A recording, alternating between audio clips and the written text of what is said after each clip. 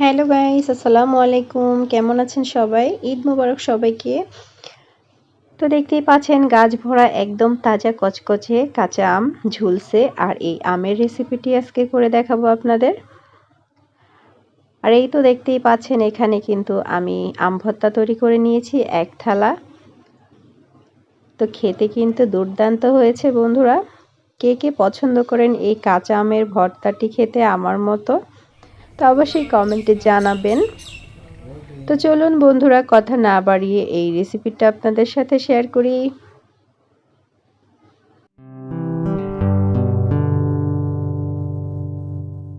তো বন্ধুরা দেখতেই পাচ্ছেন আমি কিন্তু চলে এসেছি আমার বাবার বাড়ি, শ্বশুর বাড়ি থেকে বেরিয়ে।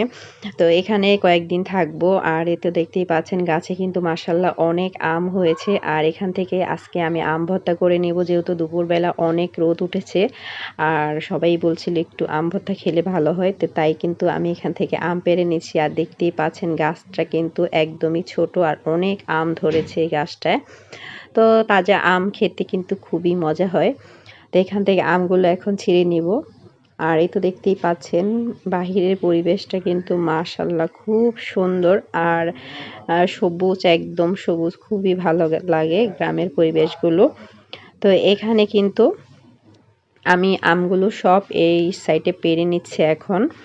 আর এই তো দেখতেই পাচ্ছেন বেশ কিছু আম আমার এখানে কিন্তু পাড়া হয়ে গেছে। তো এর সাথে এখনও কিছু উপকরণ নিয়ে নিচ্ছি। তো এখানে কিন্তু আমি গাছ থেকে ছিঁড়ে নিচ্ছি লেবু পাতা।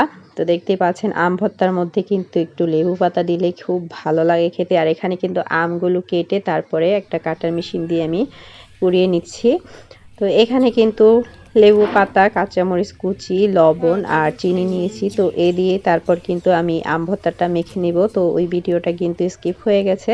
তো অবশ্যই মাখানোটা কিন্তু সবাই জানেন। তো বন্ধুরা কেমন হয়েছে অবশ্যই কমেন্টে জানাবেন। আর কার কার আম ভর্তা খেতে পছন্দ আমার মতো, তারা অবশ্যই আমার সাথে জয়েন হয়ে যাবেন।